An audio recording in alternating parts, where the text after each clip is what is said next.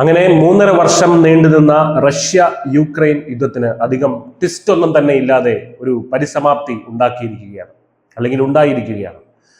റഷ്യയ്ക്ക് യുക്രൈന് മേൽ വലിയ അധികാരവും ഉക്രൈന്റെ ചില പ്രദേശങ്ങളും കൈമാറിക്കൊണ്ട് US തയ്യാറാക്കിയ ഒരു സമാധാന ഉടമ്പടിക്ക് കീവ് അംഗീകാരം നൽകിയിരിക്കുന്നു.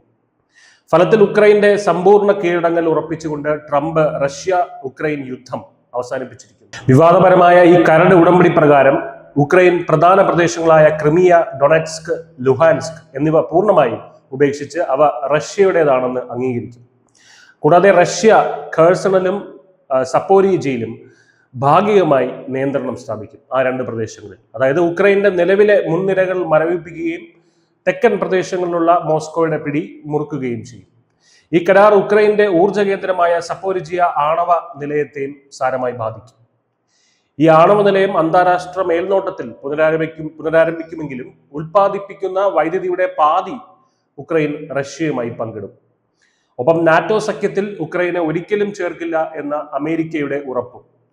നേരത്തെ 6 ലക്ഷമായി ഉക്രൈന്റെ സൈനിക ബലം വെട്ടിക്കുറയ്ക്കണമെന്ന കരാറിലെ ഡിമാൻഡ് 8 ലക്ഷമാക്കി ഉയർത്തിയിട്ടുണ്ട് എന്നത് മാത്രമാണ് ഉക്രൈന്റെ ഏക ആശ്വാസം.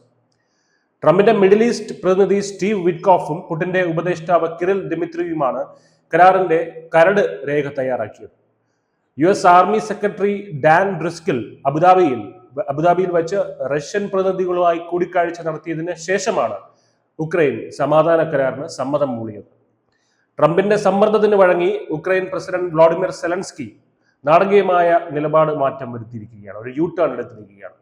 മുൻപ് പ്രഖ്യാപിച്ചിരുന്ന നിബന്ധനകളും ആവശ്യങ്ങളും ഉപേക്ഷിച്ച് ഇനി പ്രാദേശിക അവകാശവാദങ്ങളോ പരമാധികാരമോ ഊർജ്ജ നിയന്ത്രണമോ യുക്രൈൻ ആവശ്യപ്പെടില്ല എന്ന് സെലൻസ്കി സമ്മതിച്ചു.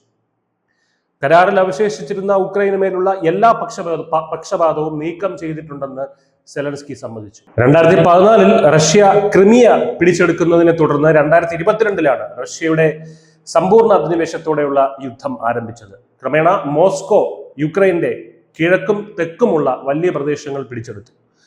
യഥാർത്ഥ US സമാധാന ഉടമ്പടി എന്നത് ഒരു 28 പ്ലാൻ ആയിരുന്നു.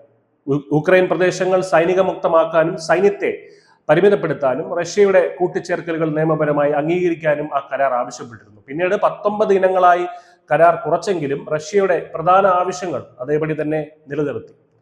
വ്ളാഡിമിർ പുടിനെ സംബന്ധിച്ചിടത്തോളം ഇതൊരു വലിയ വിജയമാണ്. ഒരൊറ്റ ബുള്ളറ്റോ മിസൈലോ പാഴാക്കാതെ ഭൂമിയും അധികാരവും ഊർജവും അദ്ദേഹം സുരക്ഷിതമാക്കിയിരിക്കുകയാണ്.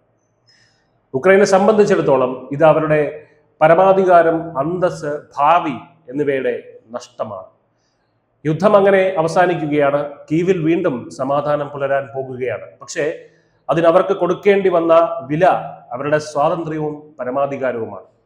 അമേരിക്ക എന്ന രാജ്യം എത്രത്തോളം വിശ്വസിക്കാൻ കൊള്ളില്ലാത്ത രാജ്യമാണ് എന്ന് എല്ലാ സഖ്യകക്ഷികൾക്കുമുള്ള ഏറ്റവും ഒടുവിലത്തെ ഓർമ്മപ്പെടുത്തലാണ്. News desk, news India Malayalam.